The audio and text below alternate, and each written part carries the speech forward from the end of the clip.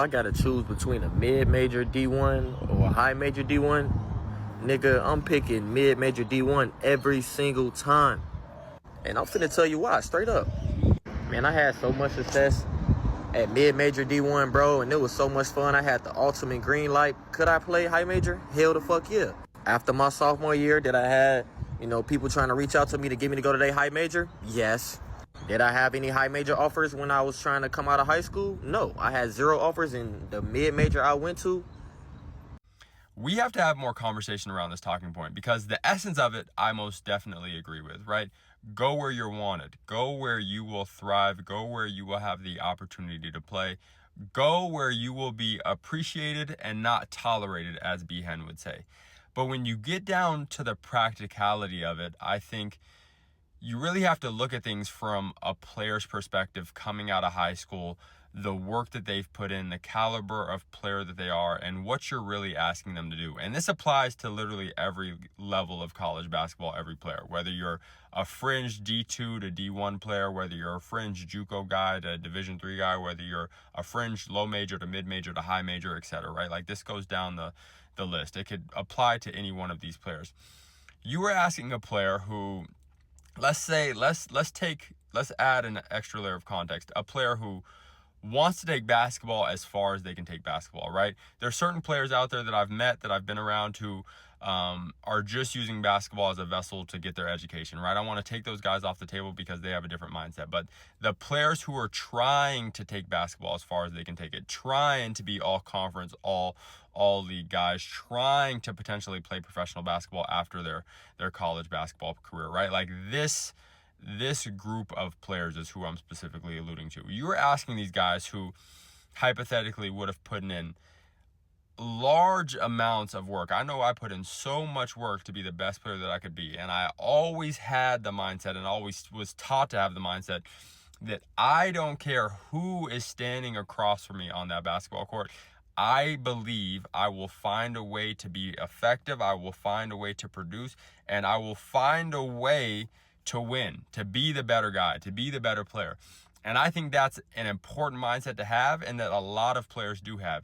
You're asking a guy who has now worked for years on this goal of being a collegiate basketball player, who has had this mindset driven into them that they can play with anybody, that they can be effective on the court with anybody, to now take the work that they've put in and essentially say, man, I worked so hard to get to this point where I have these offers at this level, whether it's high major, mid major, low major, Division II, whatever it is, I have these offers on the table, and you want me to take a step below that. Or I'm being told now, go where the best fit is. Or I'm being told to be practical, to be introspective, to have the foresight to know that this lower level is the right fit for me, when I've worked so hard, when I've been on the court with guys who are at this level, right? That is very hard for a player who I just alluded to make that decision at 16, 17, 18 years old,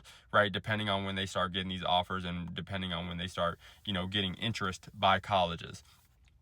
I don't mind the idea of a player exploring their potential, right? Exploring an option. And I don't mind. And the reality is, like, players will continue to make the wrong decision because, one, they're being sold to by these college coaches, you know what I'm saying? So you never know exactly what the right fit is going to be or what the truth is going to be, because you can be sold one thing to a college and get there and it's completely different, right? So you want a 17, 18-year-old to know, right, that ultimately this lower level is just going to be the right level, when I've been trying to get to the highest level for my entire career, and now I have to make this decision on the spot in a select amount of time on if I'm going to take this offer to the more appealing school, the school with the better resources, the school with the better players, the school with the better opportunity, for a school who has less of that, and be able to, again, be introspective enough to know that I'm making the right decision.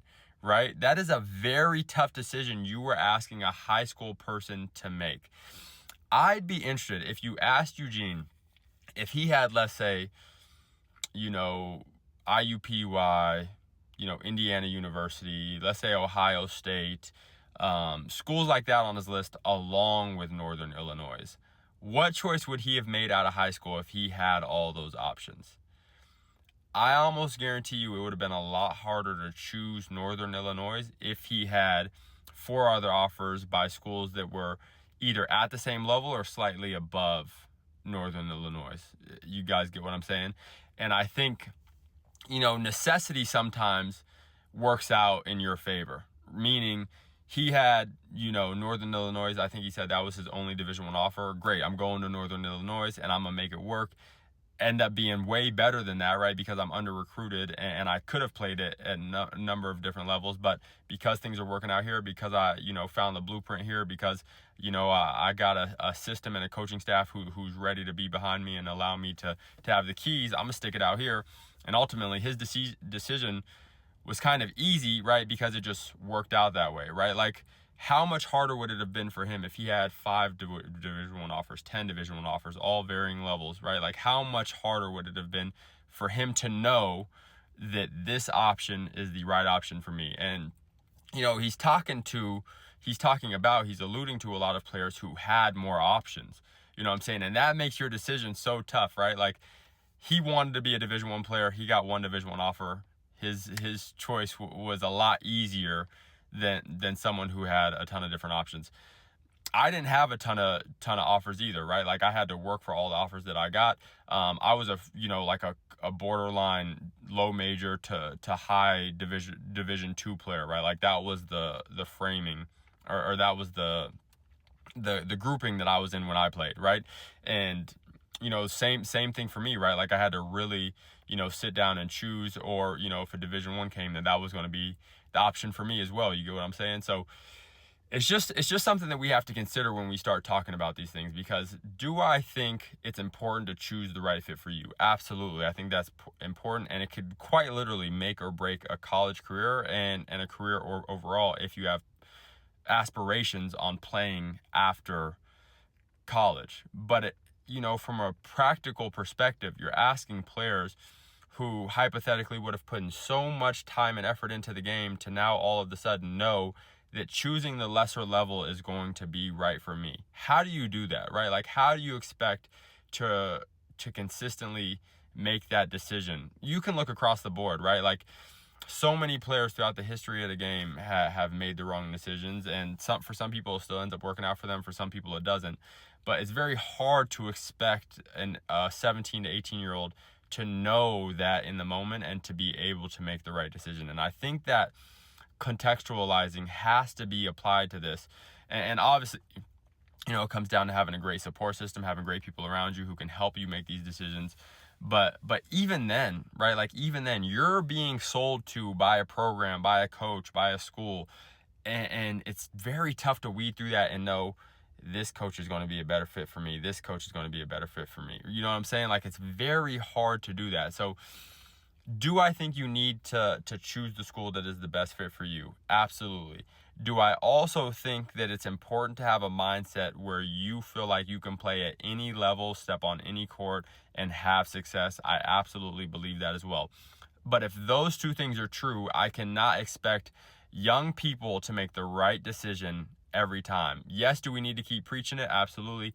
Do we need to keep growing the understanding of what low major basketball looks like, what Division II basketball looks like, what these different levels of basketball looks like, so players can understand the caliber that they're really playing at, and remove this kind of this damper that's placed over these other divisions of basketball because it's not Division I. Because the reality is, as we all know, or as we should know, that there's elite level players at every level of basketball, right? I've played with guys at the Division II level who wound up on summer league rosters, who round up on NBA teams, just through grind and just through being great talents, who largely were better than a lot of these guys at the Division I level. So there's talent everywhere. We got to do a better job of